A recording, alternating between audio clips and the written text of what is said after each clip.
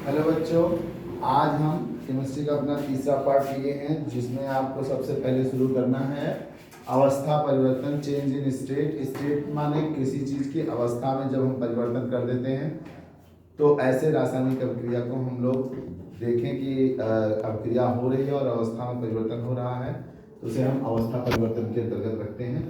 जैसे एग्जाम्पल हम लेते हैं मोमबत्ती का जलना। लिखाया हमने ऐसी रासायनिक अभिक्रियाएं होती हैं जो अभिक्रिया के द्वारा अवस्था में परिवर्तन को दिखलाती हैं। जैसे मोमबत्ती का जलना, मोमबत्ती ठोस होती है, जब आप उसे जलाते हैं तो वह कार्बन डाइऑक्साइड पानी देती है और साथ में लाइट देता है। तो लाइट के या प्रकाश के द्वारा हमें तो प्रकाश दिखता है, लेकिन वह ठोस फिर किस में परिवर्तित हो जाता है? कार्बन डाइऑक्साइड और पानी में। अब आता है इसके बाद रासायनिक समीकरण। रासायनिक समीकरण क्या है?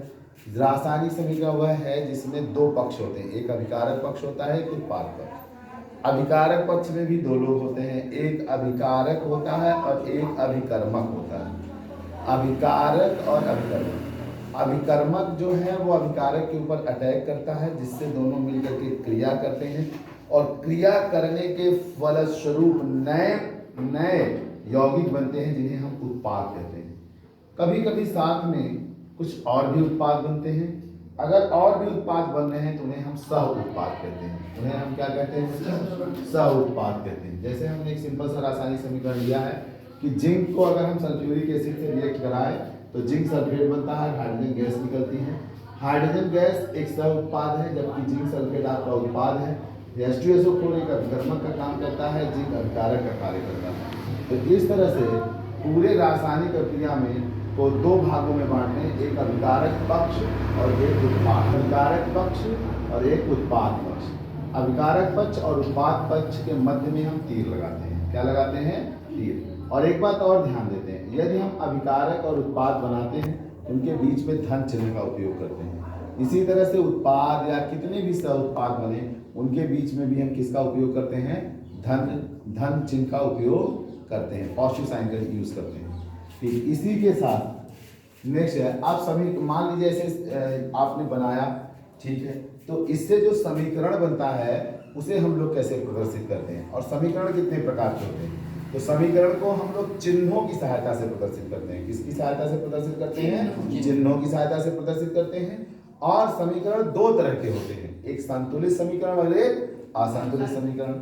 तो हम आज सबसे पहले आपको चिन्ह बताएंगे और उसके बाद समीकरण संतुलित वाला बताएंगे। तो चिन्ह जैसे जिंक लिए तो जिंक का चिन्ह क्या है? Zn। और सल्फ्यूरिक एसिड लिए जिसे हम तेजाब भी कहते हैं, तो उसका सूत्र क्या होता है? H2SO4। जब दोनों के बीच में हम क्रिया कराते हैं तो जिंक सल्फ्यूरिक एसिड से रिएक्ट करके हाइड्रोजन को निकालता है। आप बार बार सोच रहे होंगे कि जिंक का एग्जाम्पल क्यों दे रहे हैं, और भी हमने एग्जाम्पल दिए हैं और भी दूंगा, अगले वीडियो में दूंगा, ठीक है। या मैं आपको ऐसे करना बता दिया, संतुलित करना, मैं दो चार रिएक्शन और दे देता हूँ, आप अपने से कर लीजिएगा, ठीक। तो इसमें देखिए आपको कैसे पता चलेगा कि समीकरण हमारा संतुलित है या नहीं है। तो दो साइड बनाइए, एक अभिकारक पक्ष बनाइए और एक उत्पाद पक्ष, और एक तरफ से चलना शुरू करिए। अभिकारक में देखिए जिंक परमाणु संख्या कितनी है? एक। उत्पाद में भी देखिए कितनी है? एक। देखिए यहाँ Zn के बाद कुछ नहीं लिखा है, Zn के बाद कुछ नहीं लिखा है, तो वो कितना माना जाएगा? एक माना जाएगा। इसी तरह से हाइड्रोजन परमाणु देखिए यहाँ दो लिखा है तो दो है, इधर भी दो है। फिर इसी तरह से सल्फर परमाणु यहाँ एक है, यहाँ भी एक है। ऑक्सीजन परमाणु यहाँ चार है तो यहाँ भी चार। इस तरह से यह पूरा समीकरण संतुलित माना जाता है। तो जिसमें हमारे दोनों पक्षों में परमाणुओं की संख्या समान हो, चाहे वो समान प्रकार के परमाणु हो, चाहे वो भिन्न प्रकार के परमाणु हो। यदि वो दोनों साइड में तीर के समान है तो ऐसे समीकरण को हम लोग क्या बोलते हैं? संतुलित समीकरण। जैसे हम लोग तराजू लेते हैं ना, तो तराजू में दोनों पड़ले क्या होते हैं? बराबर होने चाहिए। जब दोनों पड़ले बराबर होते हैं तो हम क्या मानते हैं? तराजू हमारा कैसा है? अवस्था में है। ऐसे ही मान लीजिए जो ये तीर है वो तराजू का मध्य है। तराजू का इस तरफ का भाग, तराजू के उस तरफ का भाग, दोनों बराबर होने चाहिए परमाणुओं की संख्या से, उनके द्रव्यमान से।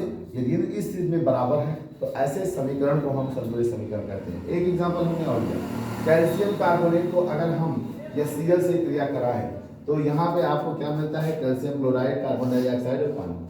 हाँ, कुछ ऐसे समीकरण भी होते हैं जिनमें गैस बनते हैं, तो गैस को भी काउंट करना। गैस भले उड़ जाएंगे, उनको रोकिए और उनको जानिए, उसके बाद आप छोड़ दीजिए। सही है कि नहीं है? तो ऐसे भी कुछ होते हैं, तो गैसों को अभी काउंट करना होता है। तो फिर हमने अभिकारक पक्ष लिया और उत्पाद पक्ष लिया। अभिकारक में सबका एक एक करके मिलाया, देखा क्या सब बराबर है, और जब सब बराबर है तो ऐसे समीकरण को हम लोग क्या बोलेंगे, संतुलित समीकरण। संतुलित समीकरण के और भी हम एक दो एग्जाम्पल दे रहे हैं, आप अपने घर से करके आइएगा। कि जिन बच्चों को नहीं आएगा वो हमसे पूछ लेंगे, जिन बच्चों को नहीं आएगा वो हमसे पूछ लेंगे। मान लीजिए आपके पास, जैसे मान लीजिए आपके पास है कैल्शियम हाइड्रोक्साइड, क्या है, कैल्शियम हाइड्रोक्साइड, यह CO2 से क्रिया कर रहा है। यह किससे क्रिया कर रहा है, CO2 से। तो आप देखिए क्या क्या बनेगा, कैल्शियम कार्बोनेट और प्लस पानी। चेक करिए दोनों तरफ सब लोग संतुलित हैं या नहीं, ये आप लोगों के होमवर्क का काम है, घर पर करके देख लीजिएगा। इसी तरह से मैं और एक एग्जांपल दे रहा हूँ, मेथेन है, ऑक्सीजन के साथ बर्न कर रहा है और ये बना रहा है CO2 और साथ में बन रहा है 2H2O।